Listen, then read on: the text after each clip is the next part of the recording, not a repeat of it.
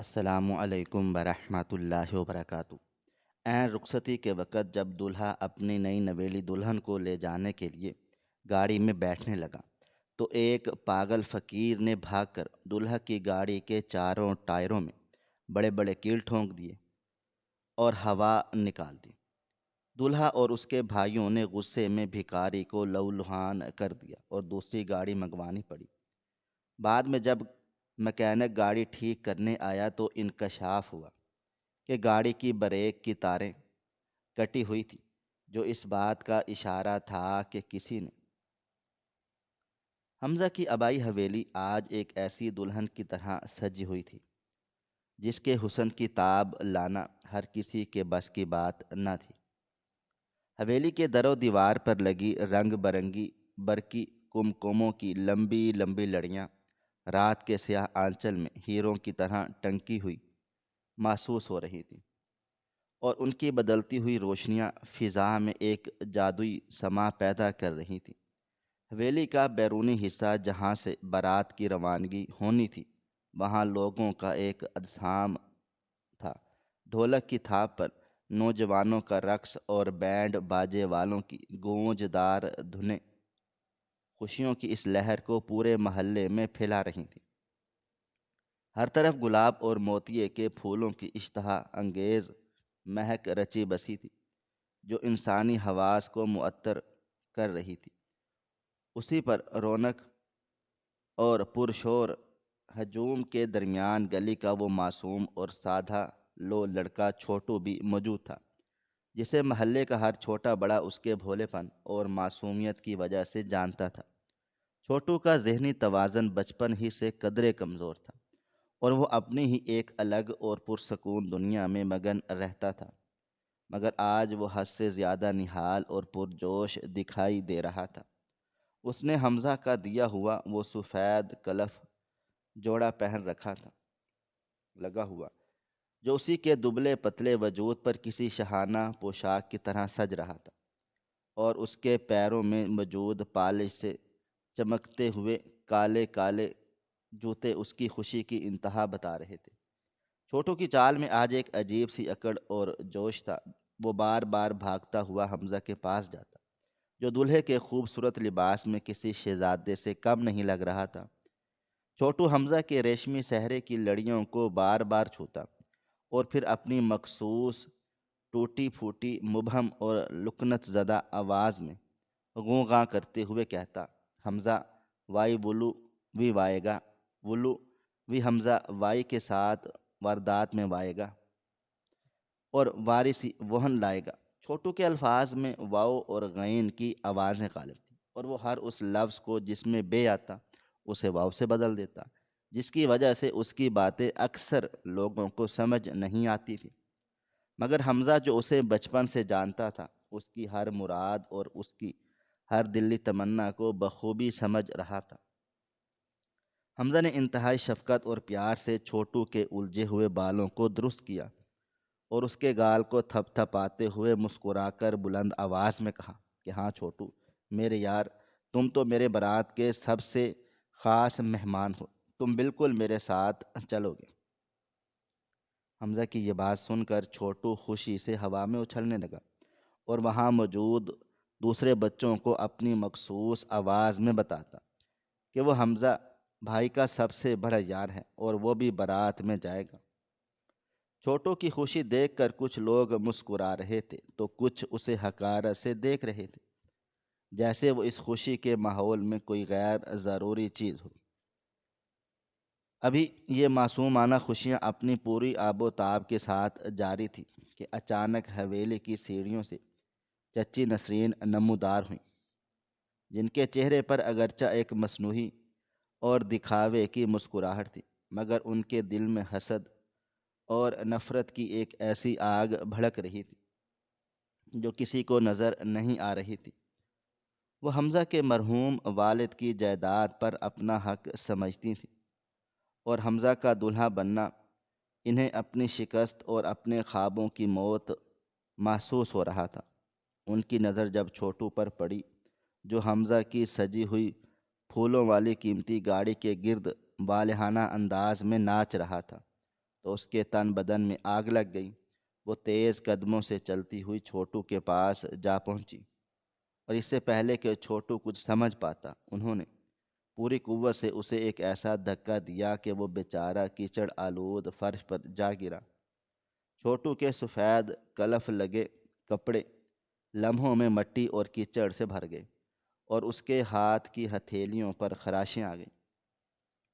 چچی نسرین غصے سے چنگھاڑی کہ اے منحوس پاگل، دور ہٹ یہاں سے، کیا نحوست تیری کم تھی جو اب میرے بھتیجے کی گاڑی کو اپنے گندے اور ناپاک ہاتھ لگا کر شگن خراب کر رہا ہے؟ خبردار جو اب اس گاڑی یا بارات کے قریب بھی دکھائی دیا، ورنہ میں تیری ٹانگیں توڑ کر رکھ دوں گی۔ چھوٹی کی آنکھوں میں موٹے موٹے آنسو آ گئے، اور وہ کچھ کہنا چاہتا تھا، اپنی صفائی دینا چاہتا تھا، مگر اس کی زبان نے ساتھ نہ دیا، اور اس کے منہ سے صرف تکلیف دہ سسکیاں اور مبہم آوازیں نکل رہی تھیں۔ اس کا وہ سفید جوڑا جس پر اس نے اتنی محنت سے کلف لگایا تھا، اب برباد ہو چکا تھا۔ وہ اپنا زخمی گھٹنا سہلاتا ہوا اور اپنے گندے کپڑوں کو دیکھتا ہوا ایک اندھیرے کونے میں جا کر بیٹھ گیا، اور وہاں سے اپنی نم آنکھوں سے حمزہ کو دیکھنے لگا، جسے اب رشتہ داروں نے گھیر کر گاڑی میں بٹھا دیا تھا۔ حمزہ کا قریبی دوست رزاق، جو اس ساری ناانصافی کو دور سے دیکھ رہا تھا، اس کا دل پگھل گیا تھا۔ وہ جانتا تھا کہ چھوٹو کے لیے یہ سفر کتنی بڑی خوشی تھی، اور چچی کی سنگ دلی نے اسے کتنا دکھ پہنچایا ہے۔ رزاق نے موقع پا کر، جب سب لوگ فوٹوگرافی اور شور شرابے میں مگن تھے، چپکے سے چھوٹو کو اشارہ کیا کہ وہ اس کے پاس آ جائے۔ چھوٹو پہلے تو ڈرا کہ کہیں دوبارہ اسے مار نہ پڑے، مگر رزاق کے پیار بھرے لہجے اور دوستانہ اشارے پر وہ رینگتا ہوا اس کے قریب آیا۔ رزاق نے اسے بارات کی اس آخری اور بڑی گاڑی کی طرف اشارہ کیا، جس میں کچھ اضافی سامان اور پرانے بکسے رکھے گئے تھے، اور جس کے شیشے گہرے رنگ کے تھے۔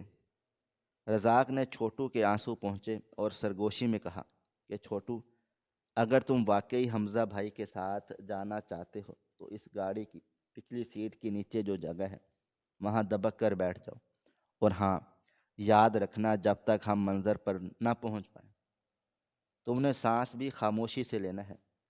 اگر تم نے غوں غاں کیا یا کوئی شور شرابہ مچایا تو چچی تمہیں دیکھ لیں گی، اور پھر وہ تمہیں بارات سے اتار دیں گی۔ چھوٹو نے فوراً اپنے چھوٹے سے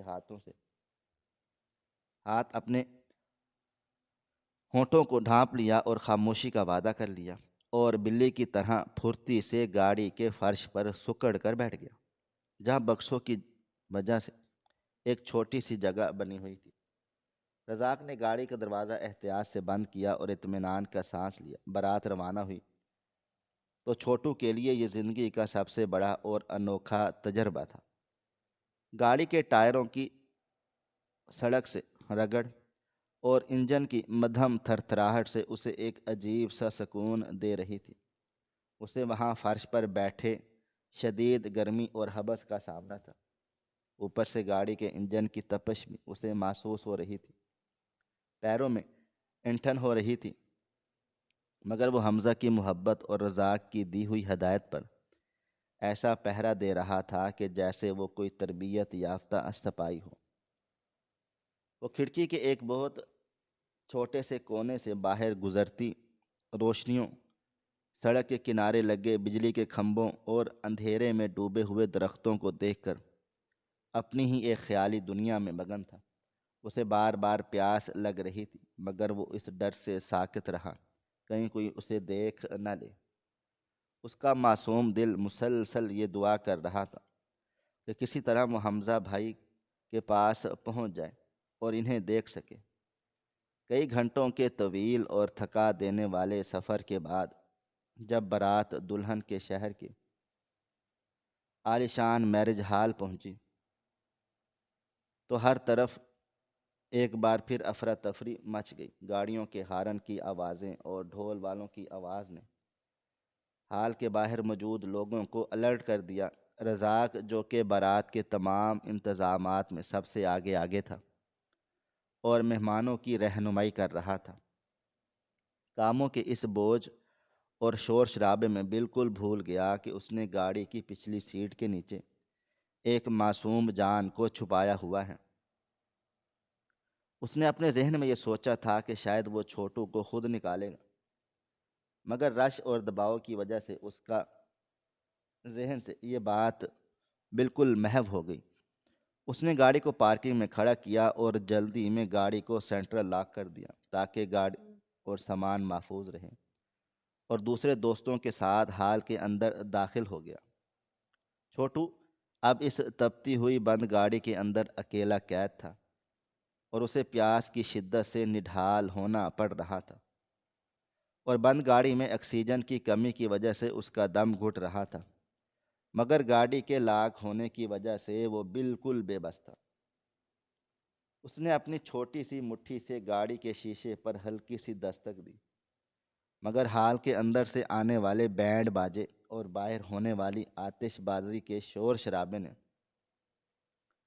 اس کی نحیف دستک کو بالکل دبا دیا تھا۔ وہ تھک ہار کر دوبارہ گاڑی کے فرش پر بیٹھ گیا اور کھڑکی سے باہر پارکنگ کی اس ویران جگہ کو دیکھنے لگا جہاں اب اکا دکا گاڑیاں کھڑی ہوئی تھیں، اور تمام ڈرائیور حضرات دور کہیں چائے کے کھوکھے پر گپ شپ میں مصروف تھے۔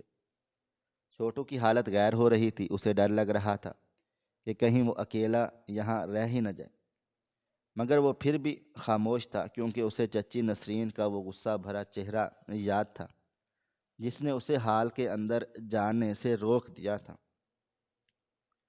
وہ خاموشی سے گاڑی کے شیشے سے باہر کی دنیا کو دیکھتا رہا، اور اس کے معصوم اور ذہن میں ہزاروں سوال گردش کر رہے تھے کہ کیا حمزہ بھائی اسے بھول گئے ہیں یا رزاق بھائی اسے یہاں چھوڑ کر چلے گئے ہیں، مگر اس کی وفاداری نے اسے چیخنے چلانے سے روکے رکھا۔ وہ بس اللہ اللہ کرتا رہا اور اس معجزے کا انتظار کرنے لگا جو اسے اس قید سے نجات دلا سکے۔ حال کے اندر نکاح کی تقریب اپنے عروج پر تھی اور خوشیوں کے شادیانے بج رہے تھے، جہاں کہکہوں اور مبارک بادوں کا ایک نہ تھمنے والا شور تھا، مگر باہر پارکنگ کا وسیع و عریض میدان میں ایک پر اسرار اور خوفناک خاموشی کی لپیٹ میں تھا، جہاں صرف رات کے سناٹے کا راج تھا، اور وہاں کھڑی درجنوں گاڑیاں کسی بے جان لاشوں کی طرح ساکت تھیں۔ اسی ویران اور سنسان ماحول میں بارات کی وہ آخری گاڑی جس کی پچھلی نشست کے نیچے چھوٹو چھپا ہوا تھا ایک قید خانے کا منظر پیش کر رہی تھی۔ چھوٹو جو گزشتہ کئی گھنٹوں سے وہاں ایک ہی حالت میں اکڑوں بیٹھا تھا، گرمی اور حبس کی شدت سے نڈھال ہو چکا تھا۔ اس کے جسم کا انگ انگ دکھ رہا تھا اور پسینے کی بوندیں اس کے ماتھے سے بہہ کر اس کی آنکھوں میں جلن پیدا کر رہی تھی۔ گاڑی کے شیشے بند ہونے کی وجہ سے اندر آکسیجن کی کمی ہو رہی تھی، اس کا دم گھٹ رہا تھا، مگر حمزہ کی محبت اور رزاق کی دی ہوئی سخت ہدایت کا پہرا اس کی زبان پر لگا ہوا تھا۔ وہ اپنی معصوم آنکھوں سے گاڑی کے دھندلے شیشے کے پار دیکھ رہا تھا جہاں اندھیرا اور خاموشی تھی۔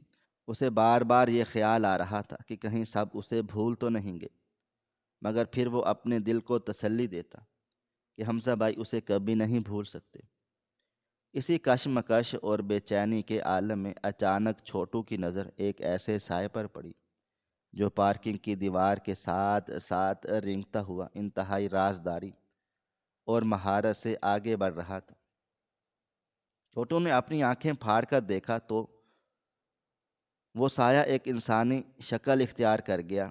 یہ کوئی اور نہیں بلکہ حویلی کا وہی مکینک کالو تھا جسے چھوٹو اچھی طرح پہچانتا تھا کیونکہ وہ اکثر حویلی کی پرانی گاڑیاں ٹھیک کرنے آتا تھا، مگر اس وقت کالو کا حلیہ اور انداز بالکل بدل چکا تھا۔ اس نے سیاہ رنگ کے کپڑے پہن رکھے تھے اور اپنے آدھے چہرے کو ایک رومال سے ڈھانپ رکھا تھا تاکہ کوئی اسے پہچان نہ سکے۔ اس کے ہاتھ میں ایک بہت بڑا سا چمکیلا کٹر اور کچھ بھاری اوزار تھے جو رات کی مدھم روشنی میں بھی چمک رہے تھے۔ چھوٹو کا معصوم ذہن حیران رہ گیا کہ کالو اس وقت یہاں کیا کر رہا ہے، جبکہ سب لوگ تو اندر کھانا کھا رہے ہیں۔ کالو کی آنکھوں میں ایک عجیب سی وحشت اور چوری تھی۔ وہ بار بار ادھر ادھر دیکھ رہا تھا، جیسے اسے ڈر ہو کہ کوئی اسے دیکھ نہ لے۔ اور پھر اس نے وہ کیا جسے دیکھ کر چھوٹو کا دل حلق میں آ گیا۔ کالو نہایت تیزی سے جھک کر حمزہ کی اس سجی ہوئی پھولوں والی گاڑی کے نیچے لیٹ گیا، جسے دلہن کی طرح کی رخصتی کے لیے تیار کیا گیا تھا۔ چھوٹو اپنی جگہ سے ہلنے کی کوشش کی، مگر جگہ کی تنگی نے اسے جکڑے رکھا۔ وہ سمجھ نہیں پا رہا تھا کہ یہ آدمی گاڑی کے نیچے کیوں گھسا ہے۔ کیا وہ گاڑی کے ساتھ کھیل رہا ہے یا اسے کوئی تکلیف پہنچانے والا ہے؟ چھوٹو نے اپنی معصوم اور حیرت زدہ نظروں سے دیکھا کہ کالو مکینک گاڑی کے نچلے حصے میں موجود تاروں اور پائپوں کے ساتھ کچھ چھیڑ چھاڑ کر رہا ہے۔ اس کے ہاتھ تیزی سے چل رہے تھے، اور پھر چھوٹو نے دیکھا کہ کالو نے اپنے ہاتھ میں موجود اس بڑے سے کٹر کو گاڑی کی بریک کی تاروں پر رکھا اور پوری طاقت سے دبا دیا۔ چھوٹو کے کان تک تو آواز نہیں پہنچی، مگر اس کے دل نے وہ کٹخ کی آواز سن لی تھی جو کسی چیز کے ٹوٹنے یا کٹنے سے پیدا ہوتی ہے۔ چھوٹو کا معصوم دماغ فوراً خطرے کی گھنٹی بجانے لگا۔ اس نے سوچا کہ یہ کالا اور گندا آدمی حمزہ بھائی کی پیاری گاڑی کو چوٹ لگا رہا ہے، یہ اسے زخمی کر رہا ہے، گاڑی بیمار ہو جائے گی اور چل نہیں سکے گی۔ اسی لمحے چھوٹو نے دیکھا کہ جہاں کالو نے کٹر چلایا تھا، وہاں سے ایک بہت کالا اور گاڑھا مایا تیزی سے ٹپکنے لگا اور اب زمین پر پھیلنے لگا ہے۔ چھوٹو نے اپنی سادگی میں اسے گاڑی کا خون سمجھا۔ اسے لگا کہ گاڑی رو رہی ہے اور اس کا خون بہہ رہا ہے۔ یہ منظر چھوٹو کے لیے ناقابل برداشت تھا۔ اس نے اپنی پوری جان لگا کر گاڑی کے دروازے کو اندر سے دھکا دیا اور چیخنے چلانے کی کوشش کی کہ اوے کالے آدمی، رک جا، مت مار حمزہ بھائی کی گاڑی کو۔ مگر افسوس کہ گاڑی سینٹرل لاک تھی اور اس کی آواز شیشوں سے ٹکرا کر واپس اس کے کانوں میں گونج رہی تھی، اور وہ بے بسی کی تصویر بنا وہیں بیٹھا تڑپتا رہا، جیسے کوئی پرندہ پنجرے میں پھڑ پھڑا رہا ہو۔ اس نے اپنے ننھے ہاتھوں سے شیشے پر مکے برسائے، اپنا سر ٹکرایا، مگر باہر کی دنیا اس کی فریاد سننے سے قاصر تھی۔ کالو مکینک نے اپنا کام مکمل کیا اور اطمینان سے گاڑی کے نیچے سے باہر نکلا، اور اس کے کپڑوں پر اور ہاتھوں پر وہ کالا تیل لگا ہوا تھا جسے چھوٹو خون سمجھ رہا تھا۔ کالو نے ایک شیطانی مسکراہٹ کے ساتھ گاڑی کو دیکھا اور پھر خاموشی سے جھاڑیوں کی طرف بڑھ گیا، جیسے کچھ ہوا ہی نہ ہو۔ چھوٹو کی آنکھوں سے آنسو جاری ہو گئے۔ وہ سمجھ گیا تھا کہ حمزہ بھائی کی سواری اب محفوظ نہیں رہی، مگر وہ یہ بات کیسے بتاتا اور کیسے سمجھاتا؟ وہ تو خود ایک قیدی تھا جو اپنی وفاداری کی زنجیروں میں جکڑا ہوا تھا۔ ابھی چھوٹو اس صدمے اور خوف کی کیفیت سے باہر نہیں نکلا تھا جو اس نے پارکنگ کے ایک اور اندھیرے اور تاریک کونے میں کچھ ہلچل محسوس کی۔ کالو مکینک گاڑی سے دور ہٹ کر ایک دیوار کی اوٹ میں کھڑا ہو گیا جہاں اندھیرے نے ڈیرے ڈال رکھے تھے۔ چھوٹو نے دیکھا کہ وہاں پہلے سے ایک خاتون موجود تھی جنہوں نے اپنے آپ کو ایک بہت بڑی چادر میں چھپا کر رکھا تھا، مگر جب کالو ان کے قریب جا پہنچا تو ان کے درمیان کچھ بات چیت ہوئی جسے چھوٹو سن تو نہیں سکتا تھا، مگر ان کے انداز سے لگ رہا تھا کہ وہ کوئی گہرا راز بانٹ رہے ہیں۔ پھر اس خاتون نے اپنی چادر کے نیچے سے ہاتھ نکالا اور کالو کو ایک بھاری لفافہ تھما دیا جس کا منہ کھلا ہوا تھا اور اس میں سے کرنسی نوٹوں کی گڈیاں جھانک رہی تھیں۔ اسی دوران اس خاتون کے ہاتھ سے چادر ذرا سی سرکی تو چھوٹو کی نظر اس کی کلائیوں میں موجود سنہری چوڑیوں پر پڑی۔ یہ وہی مخصوص ڈیزائن کی وزنی اور چمکدار چوڑیاں تھیں جو چھوٹو نے صبح حویلی میں چچی نسرین کے ہاتھوں میں دیکھی تھی اور جن کی کھنک اسے یاد تھی۔ چھوٹو کے رونگٹے کھڑے ہو گئے، اسے اپنی آنکھوں پر یقین نہیں آ رہا تھا کہ یہ چچی نسرین ہے،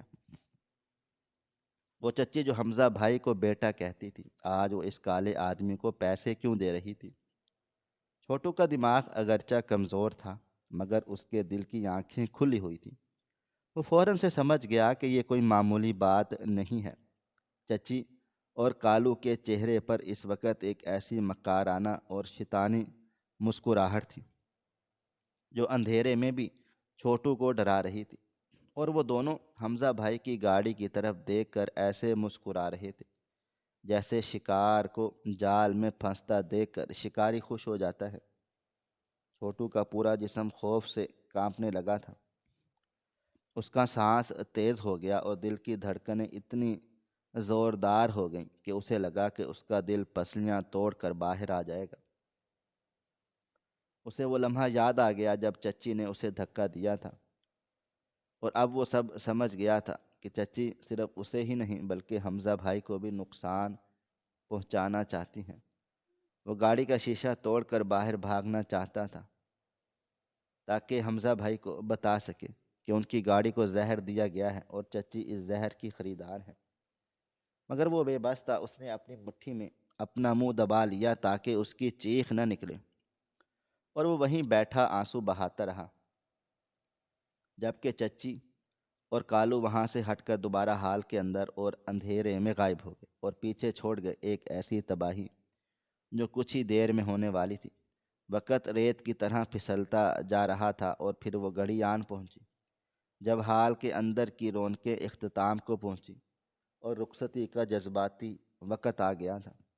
مہمانوں کا ہجوم باہر نکلنے لگا اور دعاؤں کا شور مچ گیا۔ ہر کوئی دولہا اور دلہن کو گاڑی میں بٹھانے کے لیے بے چین تھا۔ رزاق بھائی جو اب تک انتظامات سنبھالے ہوئے تھے، اچانک انہیں یاد آیا کہ انہوں نے تو چھوٹو کو گاڑی میں بند کر رکھا تھا۔ وہ گھبراہٹ کے عالم میں بھاگتے ہوئے پارکنگ کی طرف چلے گئے۔ ان کا سانس پھولا ہوا تھا کیونکہ انہیں احساس ہو گیا تھا کہ چھوٹو پچھلے کئی گھنٹوں سے بھوکا اور بند گڑی میں قید ہے۔ رزاق نے کانپتے ہوئے ہاتھوں سے جیب سے چابی نکالی اور جیسے ہی انہوں نے گاڑی کا دروازہ کھولا، اندر سے گرم ہوا کا ایک بھبکا باہر آیا اور اس کے ساتھ ہی چھوٹو ایک دبی ہوئی سپرنگ کی طرح اچھل کر باہر نکلا۔ چھوٹو کی حالت غیر تھی، اس کے کپڑے پسینے میں شرابور تھے اور اس کا چہرہ تمتمایا ہوا تھا اور بال بکھرے ہوئے تھے۔ اس کی آنکھوں میں ایک ایسا خوف اور وحشت تھی جسے دیکھ کر رزاق بھی ڈر گیا۔ چھوٹو بری طرح سے ہانپ رہا تھا، اس کا سینہ دھونکنے کی طرح چل رہا تھا۔ رزاق نے آگے بڑھ کر اسے پکڑنا چاہا اور اس کے کندھے پر ہاتھ رکھ کر پوچھنا چاہا کہ چھوٹو تم ٹھیک تو ہو نا؟ مگر چھوٹو نے رزاق کو ایسے جھٹک دیا جیسے وہ اسے جانتا ہی نہ ہو۔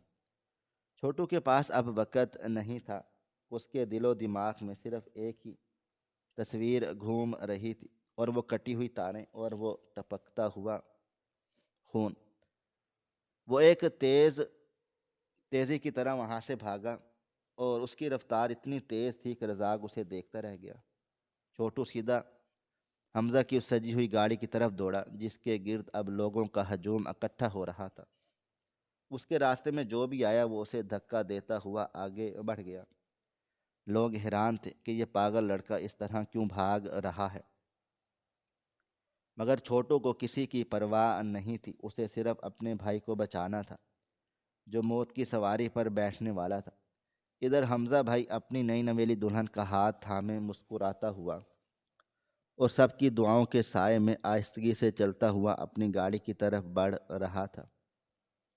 اس کے چہرے پر اطمینان اور خوشی کا نور تھا۔ وہ اس بات سے بے خبر تھا کہ جس گاڑی میں وہ اپنی زندگی کے نئے سفر کا آغاز کرنے والا ہے دراصل اس کی آخری آرام گاہ بن سکتی ہے۔ حمزہ نے آگے بڑھ کر گاڑی کا دروازہ کھولا اور دلہن کو بیٹھنے کا اشارہ کیا اور خود ڈرائیونگ سیٹ کی طرف بڑھا۔ ابھی اس نے گاڑی کے ہینڈل پر ہاتھ رکھا ہی تھا کہ اچانک ایک طوفان کی طرح چھوٹو وہاں پہنچ گیا۔ چھوٹو کی آمد اتنی اچانک اور بھیانک تھی اور پرتشدد تھی کہ حمزہ کا ہاتھ وہیں رک گیا۔ چھوٹو کی آنکھوں میں جنون تھا۔ اس نے ادھر ادھر دیکھا اور زمین پر پڑا ہوا ایک نوکیلا اور بھاری پتھر اٹھا لیا۔ اس سے پہلے کہ کوئی کچھ سمجھ پاتا، چھوٹو نے ایک دیوانے کی طرح حمزے کی اس چمچماتی ہوئی، مہنگی اور پھولوں سے لدی ہوئی گاڑی پر حملہ کر دیا۔ اس نے وہ نوکیلا پتھر پوری طاقت سے گاڑی کے اگلے ٹائروں میں مارا اور ایک زوردار دھماکے کے جیسی آواز آئی۔ پھس پھس کی آوازوں کے ساتھ ٹائر کی ہوا تیزی سے نکلنے لگی۔ چھوٹو یہیں نہیں رکا، وہ پاگلوں کی طرح گاڑی کے دوسرے ٹائر کی طرف بھاگا، اس پر بھی وار کر دیا اور پھر تیسرے اور چوتھے ٹائر کو بھی نشانہ بنایا۔ وہ چیخ رہا تھا، چلا رہا تھا اور رو رہا تھا، مگر اس کے ہاتھ نہیں رک رہے تھے۔ وہ کسی ماہر شکاری کی طرح گاڑی کو زمین بوس کر رہا تھا۔ دیکھتے ہی دیکھتے وہ نئی نویلی گاڑی جس پر لاکھوں روپے خرچ کیے گئے تھے، وہ ایک طرف جھک گئی تھی اور اس کے چاروں ٹائر زمین کے ساتھ لگے ہوئے تھے۔ چھوٹو کا یہ عمل اتنا خوفناک اور غیر متوقع تھا کہ وہاں موجود براتیوں اور مہمانوں پر سختہ طاری ہو گیا۔ کسی کے وہم و گمان میں نہیں تھا کہ یہ معصوم لڑکا ایسا کر سکتا ہے۔ گاڑی اب چلنے کے قابل نہیں رہی تھی اور چھوٹو ہامتا ہوا اس کے سامنے کھڑا ہو گیا تھا۔ اس کے ہاتھ مٹی سے بھرے ہوئے تھے اور چہرے پر ایک فاتحانہ مسکراہٹ تھی، مگر خوفزدہ تاثر تھا، جیسے اس نے کسی درندے کو مار گرایا ہو۔ اس نے گاڑی کو تباہ کر کے دراصل اسے چلنے سے روک دیا تھا، کیونکہ وہ جانتا تھا اگر یہ پہیہ گھوما تو حمزہ کی زندگی کا پہیہ ہمیشہ ہمیشہ کے لیے رک جائے گا۔ حمزہ حیرت اور صدمے سے چھوٹو کو دیکھ رہا تھا، جبکہ چچی نسرین جو کچھ فاصلے پر کھڑی تھی، ان کے چہرے پر ہوائیاں اڑنے لگ گئی تھیں، کیونکہ وہ سمجھ گئی تھی کہ ان کا منصوبہ خطرے میں پڑ گیا ہے۔ مگر باقی سب لوگ اسے چھوٹو کا پاگل پن اور حسد سمجھ رہے تھے اور ان کی آنکھوں میں چھوٹو کے لیے نفرت امڑ آئی تھی۔ حمزہ کی سجی ہوئی اور پھولوں سے لدی ہوئی گاڑی کے ٹائروں سے نکلنے والی ہوا کی سنسناہٹ ابھی فضا میں ہی گونج رہی تھی کہ وہاں موجود براتیوں اور مہمانوں کے مجمع پر ایک سکتہ طاری ہو گیا، جو اگلے ہی لمحے شدید غصے اور اشتعال میں بدل گیا، کیونکہ ان کی نظر میں چھوٹو نے نہ صرف لاکھوں روپے کا نقصان کیا، بلکہ شادی کے اس پرمسرت موقع پر ایک بہت بڑی بدشگونی بھی کر دی تھی۔ سب سے زیادہ طیش اور جنون کا عالم چچی نسرین کا تھا، جن کا پورا منصوبہ خاک میں ملتا ہوا نظر آ رہا تھا۔ وہ مجمع کو چیرتے ہوئے آگے بڑھیں اور اپنی پوری قوت سے چیخیں کہ پکڑو اس بدبخت پاگل کو اور مارو اسے۔ دیکھو اس نے کیا کر دیا ہے، یہ منحوس ہے، اس نے ہماری خوشیوں کو نظر لگا دی ہے اور ہمارے شگن کو برباد کر کے رکھ دیا ہے۔ چچی کی یہ زہریلی آواز سنتے ہی وہاں موجود کچھ جذباتی نوجوان اور حمزہ کے دور کے کزن، جنہیں اصل حقیقت کا علم نہیں تھا، وہ چھوٹو پر پل پڑے۔ انہوں نے آؤ دیکھا نتاؤ دیکھا اس معصوم اور ناتواں جان کو دبوچ لیا اور اس پر تھپڑ اور لاتیں برسانی شروع کر دی۔ چھوٹو جو پہلے ہی سفر کی تھکان اور بھوک پیاس کی وجہ سے نڈھال تھا، اس ظالمانہ ضربوں کی تاب نہ لا سکا اور زمین پر گر گیا، مگر اس کی دیوانگی اور وفاداری کا یہ عالم تھا کہ مار کھاتے ہوئے بھی اس نے گاڑی کے ٹائروں کو نہیں چھوڑا۔ وہ وہیں لیٹا رہا اور اپنے جسم کو ڈھال بنا لیا تاکہ کوئی گاڑی کو دوبارہ چلانے کی کوشش نہ کرے۔ اس کے منہ سے خون بہہ رہا تھا اور کپڑے پھٹ چکے تھے، مگر وہ درد سے کراہنے کی بجائے روتے ہوئے بار بار حمزہ کے پاؤں سے لپٹ رہا تھا اور اپنی ٹوٹی ہوئی پھوٹی زبان میں کچھ سمجھانے کی کوشش کر رہا تھا، مگر شور اور ہنگامے میں اس کی آواز دب کر رہ گئی۔ یہ منظر اتنا دل خراش تھا کہ پتھر دل انسان بھی پگھل جاتا، مگر غصے کے اندھے ہجوم کو کچھ دکھائی نہیں دے رہا تھا۔ وہ اسے ایک پاگل اور شرپسند سمجھ کر مار پیٹ رہے تھے، اور چچی نسرین ایک کونے میں کھڑی یہ تماشا دیکھ کر دل ہی دل میں خوش ہو رہی تھی کہ شاید اسی بہانے چھوٹو ہمیشہ کے لیے خاموش ہو جائے، اس کا راز دفن ہو جائے ان کا۔ مگر قدرت کو کچھ اور ہی منظور تھا۔ حمزہ جو کہ ابتدائی چند لمحوں تک صدمے کی حالت میں ساکت کھڑا تھا، جب اس نے اپنے بچپن کے یار اور اس معصوم چھوٹو کو یوں لو لہان اور تڑپتے ہوئے دیکھا تو اس کے صبر کا پیمانہ لبریز ہو گیا، اس کے اندر کا بھائی جاگ اٹھا، اور اس نے ایک شیر کی طرح دھاڑتے ہوئے ہجوم کو پیچھے دھکیلا۔ اس نے غصے سے چیخ کر کہا کہ خبردار جو کسی نے اب اس لڑکے پر ہاتھ اٹھایا، ورنہ مجھ سے برا کوئی بھی نہیں ہوگا۔ حمزہ نے آگے بڑھ کر ان وحشی نوجوانوں کو چھوٹو سے دور کیا اور زمین پر بیٹھ کر اپنے زخمی دوست کو خود سے لگا لیا، اور وہ چھوٹو کے خون آلود چہرے کو صاف کر رہا تھا۔ چھوٹو نے جب حمزہ کو اپنے قریب دیکھا اور اس کے لمس کو محسوس کیا تو اس نے درد کی شدت کے باوجود ایک گہری اور لرزتی ہوئی سانس لی۔ اس کے ہونٹ کپ کپا رہے تھے اور آنکھوں میں وحشت تھی۔ اس نے حمزہ کی قمیض کو اپنی مٹھی میں جکڑ لیا اور سسکیاں لیتے ہوئے اپنی مخصوص ٹوٹی پھوٹی اور بچوں جیسی زبان میں بولنا شروع کیا، جیسے الفاظ اس کے حلق میں اٹک رہے ہوں۔ حمزہ بھائی، بولو، بولو نے ویکھا گاڑی، گاڑی بیمار، گاڑی نہیں چلائی، نہیں بیٹھنا۔ اس نے اپنے خون آلود ہاتھ سے گاڑی کی طرف اشارہ کیا اور ہانپتے ہوئے کہا، کالا آدمی، کالا جن نیچے لیٹا۔ اس نے گاڑی کا پیٹ چاقو سے کاٹ دیا، شاں کر کے کاٹ دیا۔ پھر اس نے اپنی آنکھیں پھاڑ کر زمین پر پھیلے ہوئے بریک آئل کی طرف اشارہ کیا اور روتے ہوئے چلایا، وہ دیکھو کالا خون، گاڑی کا کالا خون بہہ رہا، گاڑی مر جائے گی۔ حمزہ بھائی بھی۔ حمزہ ابھی اس کی بات سمجھنے کی کوشش ہی کر رہا تھا کہ چھوٹو نے ایک دم سے مڑ کر چچی نسرین کی طرف انگلی اٹھا دی، جو ہجوم کے پیچھے چھپنے کی کوشش کر رہی تھی۔ چھوٹو کی آواز اب چیخ میں بدل گئی، وہ چچی، اندھیرے میں۔ چچی نے کالے جن کو کاغذ، پیسے دیے، بہت سارے کاغذ۔ چچی گندی، چچی نے حمزہ بائی کو مارا، میں نے دیکھا۔ چھوٹو کے منہ سے نکلنے والے یہ ٹوٹے پھوٹے مگر خوفناک حد تک سچے الفاظ کسی بم کے دھماکے کی طرح وہاں موجود ہر شخص کے کانوں میں گونج گئے۔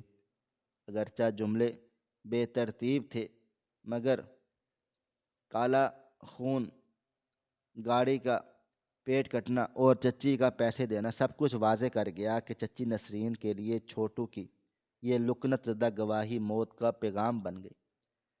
اپنا نام اور کالے جن کالو مکینک کا ذکر سن کر ان کا رنگ ہلدی کی طرح پیلا پڑ گیا۔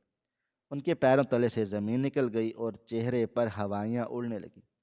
انہوں نے بات کو پلٹنے اور اپنی چوری چھپانے کے لیے فوراً سے شور مچانا شروع کر دیا اور گھبراہٹ میں مجمع کی طرف دیکھ کر چلائیں، ارے یہ پاگل کیا بک رہا ہے؟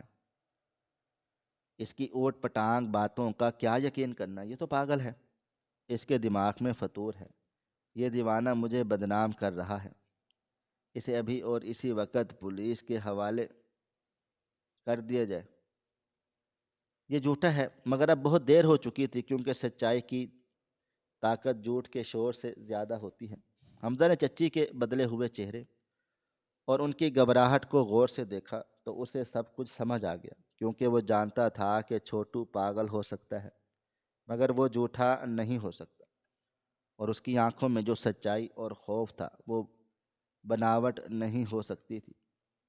حمزہ نے چچی کی چیخو پکار کو نظر انداز کرتے ہوئے اپنے قریبی کزن کو آواز دی اور کہا کہ گاڑی میں سے ٹارچ لے کر آؤ اور نیچے جھانک کر دیکھو کہ معاملہ کیا ہے۔ دلہن بیچاری بھی ہکا بکا یہ سب دیکھ رہی تھی۔ حمزہ کی سنجیدگی دیکھ کر وہاں موت کا سا سناٹا چھا گیا۔ ہر دل کی دھڑکن رک سی گئی۔ کزن نے بھاگ کر ٹارچ لائی اور جیسے ہی اس نے جھک کر گاڑی کے نچلے حصے پر روشنی ڈالی تو وہاں کا منظر دیکھ کر اس کے منہ سے ایک خوفناک چیخ نکل گئی اور وہ پیچھے ہٹ گیا۔ سب لوگ تجسس میں آگے بڑھے تو دیکھا گاڑی کے نیچے بریک آئل کا ایک بہت بڑا تالاب بنا ہوا ہے جو کالے خون کی طرح لگ رہا تھا، اور سب سے خوفناک چیز وہ بریک کی مین تاریں تھیں جو کسی تیز دھار آلے سے بے دردی سے کاٹی گئی تھیں اور اب وہ ہوا میں جھول رہی تھیں۔ یہ منظر دیکھ کر سب کے ہوش اڑ گئے اور پیروں تلے سے زمین نکل گئی تھی، خاص طور پر حمزہ کا ڈرائیور جو برسوں سے گاڑیاں چلا رہا تھا۔ اس کا چہرہ خوف سے سفید ہو گیا۔ اس نے کانپتے ہوئے ہاتھوں سے اپنا سر پکڑ لیا اور لڑکھڑاتی ہوئی آواز میں بولا، صاحب جی، غضب ہو گیا، یہ تو موت کا سامان تھا۔ اگر یہ سامان اور یہ گاڑی اسی حالت میں ہائی وے پر چڑھتی اور ہم ذرا سے بھی بریک لگاتے تو گاڑی الٹ جاتی، اور اتنی تیز رفتاری میں ہم میں سے کوئی بھی شاید زندہ نہ بچتا، ہماری لاشوں کے ٹکڑے بھی نہ ملتے۔ یہ سنتے ہی وہاں موجود ہر شخص پر لرزہ طاری ہو گیا، اور دلہن کے گھر والوں کی تو چیخیں نکل گئیں۔ وہ سب خوفزدہ نظروں سے اس تباہ شدہ گاڑی کو دیکھ رہے تھے جو بظاہر پھولوں سے سجی ہوئی تھی مگر اندر سے ایک چلتی پھرتی قبر تھی۔ اور پھر سب کی نظریں اسی لہولہان چھوٹو کی طرف اٹھ گئی تھیں جو پہلے ابھی بھی سسکیاں لے رہا تھا، اور کچھ دیر پہلے جسے پاگل سمجھ کر سب مار رہے تھے۔ انہیں احساس ہوا اس پاگل نے اپنی جان پر کھیل کر اور اپنی عزت گنوا کر ان سب کی جان بچائی تھی، اور در حقیقت وہی سب سے بڑا عقل مند اور محافظ نکلا تھا۔ اب شک کی کوئی بھی گنجائش باقی نہیں رہی تھی اور مجرم بے نقاب ہو چکا تھا۔ حمزہ آہستہ سے اٹھا اور مڑ کر چچی نسرین کی طرف دیکھا جو اب دیوار کے ساتھ لگی کھڑی تھی، اور ان کے پاس بھاگنے کا کوئی راستہ نہ تھا۔ ان کا جسم کانپ رہا تھا اور ماتھے پر پسینے کے قطرے نمودار ہو چکے تھے۔ حمزہ کی آنکھوں میں غصہ نہیں تھا بلکہ ایک گہرا دکھ تھا اور افسوس تھا۔ اس نے دھیمی مگر مضبوط آواز میں کہا، چچی جان، میں نے تو آپ کو ماں کا درجہ دیا تھا، جائیداد تو آنی جانی شے ہے، اور وہ تو ویسے بھی ختم ہو جانی تھی۔ آپ نے جائیداد کی خاطر خون کے رشتے کو بھی بیچ دیا۔ آپ نے میری جان لینے کی کوشش کی، اور وہ بھی میری شادی کے دن۔ آپ نے اس یتیم چھوٹو کو مروانے کی کوشش کی جس کا دنیا میں کوئی بھی نہیں۔ حمزہ کی بات سن کر چچی نسرین کو کچھ نہ بول سکی اور شرمندگی سے سر جھکا لیا۔ اسی دوران حال کی انتظامیہ نے سی سی ٹی وی کیمرے کی فوٹیج لا کر دکھا دی جس میں صاف نظر آ رہا تھا کہ کالو مکینک کس طرح گاڑی کے نیچے چھپا اور پھر کس طرح سے اس نے اندھیرے میں چچی نسرین سے پیسے لیے۔ یہ آخری ثبوت تابوت میں آخری کیل ثابت ہوا۔ پولیس کو فوراً سے بلا لیا گیا، اور جب پولیس کی گاڑی سائرن بجاتی ہوئی پہنچی تو چچی نسرین اور ان کے کارندے کالو جو وہیں کہیں چھپا ہوا تھا گرفتار کر لیا گیا۔ چچی کو ہتھکڑیاں لگتے دیکھ کر حمزہ کا دل ٹوٹ گیا، مگر انصاف کا تقاضا یہی تھا کہ جرم کرنے والوں کو سزائے ملے۔ چچی نسرین کے چلے جانے کے بعد پارکنگ میں ایک عجیب سی خاموشی اور اداسی چھا گئی۔ وہاں موجود ہر شخص کی آنکھیں نم تھی اور سر ندامت سے جھکے ہوئے تھے، خاص طور پر وہ نوجوان اور جنہوں نے چھوٹو کو مارا تھا اور اب اپنی نظریں اٹھانے کے قابل نہیں رہے تھے۔ رزاق بھائی جو اس سارے ڈرامے کے چشمدید گواہ تھے، وہ آگے بڑھے اور روتے ہوئے حمزہ کے کندھے پر ہاتھ رکھا اور بولے، حمزہ، ہم نے بہت بڑی غلطی کی۔ جسے ہم بوجھ اور پاگل سمجھ رہے تھے وہ تو ہمارا مسیحا اور محافظ نکلا۔